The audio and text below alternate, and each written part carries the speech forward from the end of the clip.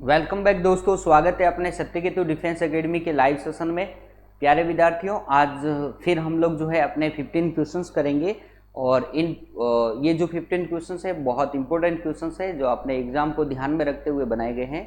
इसलिए जो क्वेश्चंस आता है वो अच्छी बात है, नहीं आता है उसको अपन को जो है वो नोटबुक में जो है लिख देना है, बराबर ना। तो पेन और कॉपी दोनों अपने साथ में लेकर बैठना है। जो क्वेश्चंस नहीं आता है उसको हम लोग यहाँ पर अपनी कॉपी में नोट डाउन कर लेंगे और धीरे धीरे जितने भी पेपर सेट मैंने करवाए हैं आप सारे पेपर सेटों को एक बार जो है वापस दोबारा ज़रूर देखना, ठीक है। तो स्टार्ट करते हैं अपनी आज की क्लास का। आज की क्लास का जो अपना पहला क्वेश्चन है कुछ इस प्रकार से है कि किसके द्वारा आनुवांशिकी विज्ञान को आनुवांशिकी कहा गया, कि आनुवांशिकता के विज्ञान को आनुवांशिकी कहा गया किसके द्वारा? ग्रेगर मेडल के द्वारा, सी कॉरेंस के द्वारा, एच.जे. मुलर के द्वारा या फिर डब्ल्यू वॉटसन के द्वारा। तो जल्दी से क्वेश्चंस का आंसर भेजो को क्या होगा, क्वेश्चन का आंसर होगा। तो मेरे प्यारे विद्यार्थियों, ग्रेगर मेडल को तो हम लोग जो है आनुवांशिक विज्ञान का जनक कहते हैं, लेकिन डब्ल्यू वॉटसन ने जो है वो क्या किया था, अपने आनुवांशिकता को विज्ञान को आनुवांशिकी कहा था, बराबर। यस, यानी ऑप्शन डी हमारा राइट हो जाएगा। क्वेश्चन नंबर सेकंड, प्रकाश संश्लेषी अंग है, इसमें से कौन सा जो है वो प्रकाश संश्लेषी अंग है? जल्दी से मुझे क्वेश्चंस का आंसर दो। कौन सा जो है वो प्रकाश संश्लेषी अंग है, इनमें से कौन सा है? तो प्यारे विद्यार्थियों, आपको पता है प्रकाश संश्लेषण की क्रिया पौधों में होती है और पौधों में हरित लवक जो है वो अपना कौन सा है? प्रकाश संश्लेषी अंग है, राइट। यस, आगे चलते हैं अपने नेक्स्ट क्वेश्चन की तरफ चलेंगे। अगला क्वेश्चन नंबर थर्ड, डीएनए के दो स्टैंड बंधे होते हैं। डीएनए के जो दो स्टैंड जो होते हैं वो किससे बंधे होते हैं?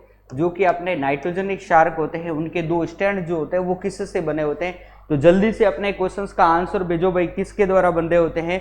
तो प्यारे विद्यार्थियों, आपको पता होगा कि डीएनए के जो दो स्टैंड जो होते हैं वो हाइड्रोजन बॉन्ड के द्वारा जो है वो बंधे होते हैं, यानी कि ऑप्शन नंबर ए जो है वो हमारा करेक्ट आंसर होगा, राइट।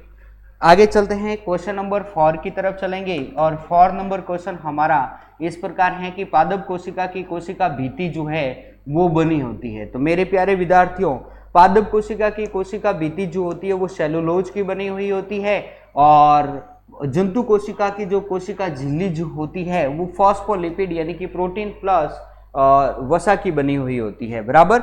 यानी इस क्वेश्चन का आंसर क्या हो जाएगा? बी आंसर हो जाएगा, राइट।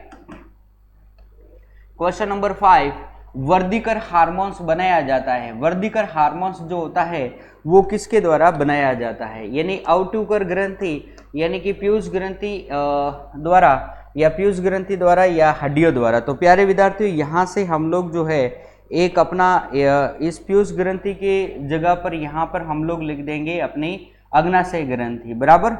चलो यहाँ पर हम लोग लिख देते हैं अग्नाशय ग्रंथि, पीयूष ग्रंथि, अग्नाशय या एड्रीनलिन ग्रंथि, एड्रीनलिन, बराबर। अब मुझे इसका आंसर दो, क्या होगा? तो वृद्धि हार्मोन यानी ग्रोथ हार्मोन जो होता है वो किसके द्वारा बनाया जाता है? सीधी सी बात है, पीयूष ग्रंथि के द्वारा बनाया जाता है। और इसके हार्मोन्स की कमी से जो है वो बोनापन या बिजेट्स रोग होता है और इसकी अधिकता से जो है वो महाकायता, भीमकायता या अगरतिकायता रोग होता है। यानी ऑप्शन नंबर बी जो है ये करेक्ट आंसर होगा। आगे चलते हैं अपन नेक्स्ट क्वेश्चन, क्वेश्चन नंबर 6, किस वैज्ञानिक ने गामा किरणों की जो है वो खोज की थी? तो प्यारे विद्यार्थियों, गामा किरणों की खोज जो है वो किसने की थी? तो जल्दी से बताइए मेरे प्यारे विद्यार्थियों। आपको पता होगी कि अल्फा बीटा और गामा किरणों की खोज जो है वो रदरफोर्ड तथा उसका एक साथी था बॉन्डी, उन्होंने की थी। और हम लोग देखते हैं कि रॉन्टनजन ने भी जो है इसकी खोज की थी, लेकिन रॉन्टनजन ने पहले इसके बारे में बताया था, इसलिए हम लोग इसको नहीं बोलेंगे और ऑप्शन नंबर बी को ही यानी कि रदरफोर्ड को ही हम लोग कहेंगे। आई बात समझ में ना? यानी इसका करेक्ट आंसर जो है वो ऑप्शन नंबर बी ही होगा। आगे चलते हैं अपने अगले क्वेश्चंस की तरफ। क्वेश्चन नंबर 7 नंबर अपना क्वेश्चन है कि लिटमस अम्ल क्षार सूचक प्राप्त होता है। लिटमस अम्ल जो है वो क्षार सूचक प्राप्त होता है, किससे क्षार सूचक? जीवाणुओं से, लाइकेन से, विषाणु से या कोई नहीं? तो प्यारे विद्यार्थियों, लिटमस अम्ल एक प्रकार का प्राकृतिक सूचक है जो कि लाइकेन से बना होता है, और ये किसका होता है, तो ये कवक व शैवालों का जो है वो सहजीवन होता है। ये चीज भी ध्यान में रखनी है, राइट। यस, आगे चले हम लोग अपने अगले क्वेश्चंस की तरफ, यानी कि ऑप्शन नंबर बी जो है इसका करेक्ट आंसर हो जाएगा। लिटमस अम्ल जो है वो लाइकेन से प्राप्त होता है। नेक्स्ट क्वेश्चन नंबर 8 है, लोहे में जंग लगना कौन सा परिवर्तन है। तो प्यारे विद्यार्थियों, लोहे में एक प्रकार का जंग लगना कौन सा परिवर्तन, तो दो परिवर्तन हमने पढ़े थे, एक भौतिक पढ़ा था, एक रासायनिक। भौतिक में क्या होता है कि ए से बी प्राप्त होता है और बी से वापस ए प्राप्त होता है, लेकिन रासायनिक परिवर्तन में ए से बी प्राप्त होता है लेकिन बी से वापस ए प्राप्त नहीं होता है, और हमारे लोहे पर जंग लगना एक रासायनिक परिवर्तन होता है, बराबर ना। तो ये चीज ध्यान में रखना, केमिकल जो है वो परिवर्तन है, न कि भौतिक तथा रासायनिक, और न ही भौतिक परिवर्तन, बराबर ना, ओनली फॉर रासायनिक परिवर्तन होगा। तो आगे चलते हैं अपने अगले क्वेश्चन की तरफ। क्वेश्चन नंबर 9 नंबर क्वेश्चन है अपना इस प्रकार से, एक पदार्थ एक भौतिक अवस्था से दूसरी भौतिक अवस्था में बदल सकता है, यानी एक पदार्थ जो है एक भौतिक अवस्था से दूसरी भौतिक अवस्था में बदल सकता है, किसके द्वारा जो है बदल सकता है, गर्म करके, रंग करके, परस्पर बदल कर, या कुचल करके। तो प्यारे विद्यार्थियों, रंग करके हम लोग एक पदार्थ से दूसरे पदार्थ में नहीं बदल सकते, नहीं फिर परस्पर बदल करके, और नहीं कुचल करके। सीधी सी बात पर गर्म करके हम लोग एक पदार्थ को एक भौतिक अवस्था से दूसरी भौतिक अवस्था में हम लोग जो है परिवर्तित कर सकते हैं। जैसे पानी, बर्फ से पानी और पानी से वापस मैं बर्फ बना सकता हूं, वो कैसे, यानी गर्म करके, बराबर। पानी से वाष्प, वो गर्म करके, और वाष्प से वापस जो है मैं क्या बना सकता हूं, पानी। ओके, तो यहां से अपन को ये क्वेश्चंस भी ध्यान में रखना है। क्वेश्चन नंबर 10, लोहा है, इनमें से लोहे का प्रतीक कौन सा है। तो प्यारे विद्यार्थियों, आपको पता होगा कि Fe एल्यूमिनियम, आई बात समझ में, यहां से ये चीज, चलो यानी लोहे का प्रतीक क्या है। तो प्यारे विद्यार्थियों, सीधी सी बात है कि लोहे का प्रतीक हम लोग क्या बोलते हैं, Fe, ये लोहे का प्रतीक होता है। सबसे सिंपल क्वेश्चन कहे तो यही है। हेमेटाइट, मैग्नेटाइट और सिडेराइट, ये इसके क्या हो जाते हैं, तो ये इसके अयस्क है। ये चीज भी ध्यान में रखना। मैग्नेटाइट जो है वो सबसे शुद्ध लोहा है, बराबर ना, जिसमें चुंबकीय गुण विद्यमान होते हैं, और हेमेटाइट से लोहा प्राप्त होता है। ये चीज भी ध्यान में रखनी है। आगे चलते हैं अपने अगले क्वेश्चंस की तरफ। तो अगला क्वेश्चन हम लोग देखते हैं, क्वेश्चन नंबर 11, गतिशील वाहन के अचानक रुकते ही यात्री सामने की ओर क्यों गिर पड़ता है। तो प्यारे विद्यार्थियों, यह अपने न्यूटन की गति का प्रथम नियम है, और प्रथम नियम को हम लोग जड़त्व का नियम या गैलीलियो के नाम से भी जानते हैं। इस नियमानुसार यदि कोई वस्तु स्थिर है तो स्थिर ही रहेगी, और यदि कोई वस्तु गतिशील है तो वह गतिशील ही रहेगी जब तक कि उसके ऊपर कोई बाह्य बल ना लगे। तो गतिशील वाहन के अचानक रुकते ही यात्री सामने की ओर क्यों गिर पड़ता है, यह एक स्वैच्छिक प्रक्रिया है। यात्री के शरीर का निचला भाग रुक जाता है, लेकिन ऊपरी भाग जड़त्व के कारण गतिशील अवस्था में रहता है। यानी कि ऑप्शन नंबर बी जो है ये हमारा करेक्ट आंसर हो जाएगा, जो कि न्यूटन की गति के प्रथम नियम का पालन करता है, बराबर। यस, आगे चलते हैं अपने अगले क्वेश्चंस की तरफ, और नेक्स्ट हमारा क्वेश्चन नंबर है 12। ध्वनि का एक अभिलक्षण है तारत्व, जो निर्भर करता है उसकी, किस पर निर्भर करता है।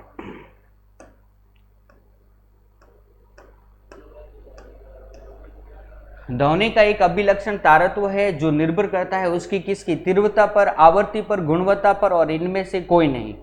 तो प्यारे विद्यार्थियों, ध्वनि एक अभिलक्षण तारत्व सामान्यतः किस पर निर्भर करता है, आवृत्ति पर निर्भर करता है। ये चीज ध्यान में रखना। और प्रबलता जो होती है ना, वो आयाम पर निर्भर करती है। प्रबलता, ध्वनि के 3 कैरेक्टर होते हैं, एक होता है तारत्व, एक प्रबलता, और एक होती है गुणवत्ता। ये जो कि प्रबलता व तारत्व में डिफरेंट करती है, और प्रबलता जो होता है वो आयाम पर जो है वो डिपेंड होता है। ये चीज भी ध्यान में रखनी है, बराबर। यस, यानी ऑप्शन नंबर बी जो है ये हमारा करेक्ट आंसर है। क्वेश्चन नंबर 13, आंख के रेटिना की परंपरागत कैमरा के निम्नलिखित में से किस भाग से तुलना की जा सकती है। आंख और कैमरा के परस्पर किस भाग की हम लोग जो है वो तुलना करेंगे, तो सीधी सी बात है आंख और कैमरा का जो लेंस जो होता है वो उत्तल लेंस की भांति जो है व्यवहार करता है। यानी कि इसमें हम लोग कहेंगे कि ये हमारा बी ऑप्शन जो है वो राइट हो जाएगा। आंख के रेटिना की परंपरा कैमरा के निम्नलिखित में से किस भाग की तुलना की जाती है, तो हम लोग लेंस के बारे में कहते हैं, राइट।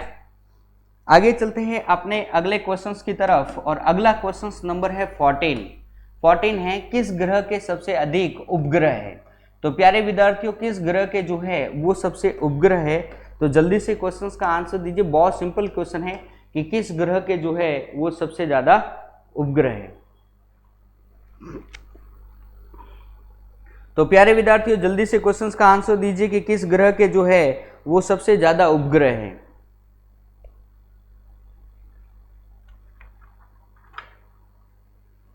क्वेश्चन नंबर 14 आज की क्लास का सबसे सेकंड लास्ट क्वेश्चन है हमारा।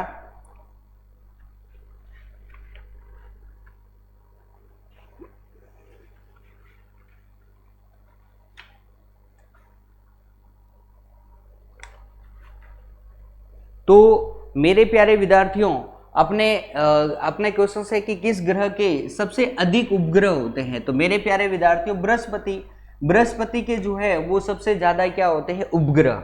ग्रह क्या होता है, जो सूर्य के चारों तरफ चक्कर लगाते हैं उसे हम लोग ग्रह कहते हैं, और उपग्रह क्या होता है, जो ग्रह के चारों तरफ चक्कर लगाते हैं उसे हम लोग जो है उपग्रह कहते हैं। जैसे कि अपने पृथ्वी का एक उपग्रह है जिसका नाम है चंद्रमा जो है वो पृथ्वी के चारों तरफ चक्कर लगाता है, ओके। और पृथ्वी जो होती है वो सूर्य के चारों तरफ जो है वो चक्कर लगाती है। यानी पृथ्वी जो है वो सूर्य का एक ग्रह है और चंद्रमा जो है वो पृथ्वी का एक उपग्रह है, और सूर्य खुद एक अपने जो है वो तारा है। आई बात समझ में ना। और तारे वे होते हैं जिनका स्वयं का प्रकाश होता है, और वो मदाकिनी के चारों तरफ जो है वो क्या लगाते हैं, चक्कर लगाते हैं। ये चीज भी ध्यान में रखना है, बराबर। यस, आगे चलते हैं हम लोग अपने नेक्स्ट क्वेश्चन। आज की क्लास का लास्ट एंड फाइनल क्वेश्चन हमारे पास में इस प्रकार से है। क्वेश्चन नंबर 15, घरों में लगे पंखे बल्ब आदि लगे होते हैं, कौन से क्रम में, सैन्य क्रम में, मिश्रित क्रम में, समांतर क्रम में, या किसी भी क्रम में। तो प्यारे विद्यार्थियों आपको पता होगा कि हमारे घरों के जितने भी सारे उपकरण होते हैं वो सारे के सारे उपकरण जो होते हैं वो सामान्यतः समांतर क्रम में लगे होते हैं। यानी कि ऑप्शन नंबर सी जो है वो हमारा करेक्ट आंसर होता है। लेकिन एक चीज और ध्यान में रखनी है कि अपने घरों में सारे उपकरण जो है वो समांतर क्रम में लगा होता है, लेकिन एकमात्र अपना एक फ्यूज होता है, ये जो कि मीटर का जो फ्यूज जो होता है वो हमारा जो है वो सैन्य क्रम में लगा होता है। ये चीज भी ध्यान में रखनी है मेरे प्यारे विद्यार्थियों। एक हमारे पास में धारा जो होती है वो एसी होती है, और एक हमारे पास में होती है डीसी। डीसी मतलब डायरेक्ट करंट होता है, यानी कि दिष्ट धारा होती है।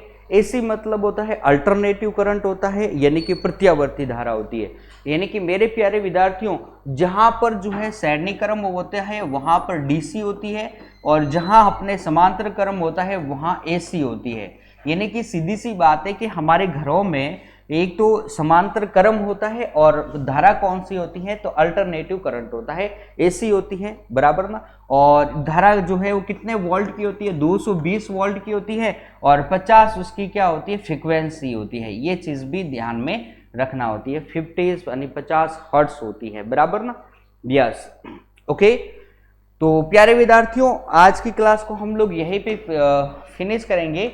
हमारे आज की क्लास के पूरे 15 क्वेश्चंस जो है वो कंप्लीट होते हैं। कल फिर हम लोग ऐसे ही कुछ इंपॉर्टेंट क्वेश्चंस लेकर आएंगे, ओके। तो आप लोग इनको कंटिन्यू जो है वो देखते रहिए, और अपनी कॉपी में जो है सॉल्व करते रहिए, जो नहीं आता है उसको लिखते रहिए, ओके। तो चलते हैं, कल फिर मिलेंगे। तब तक के लिए आप सभी को मेरा जय हिंद, जय भारत।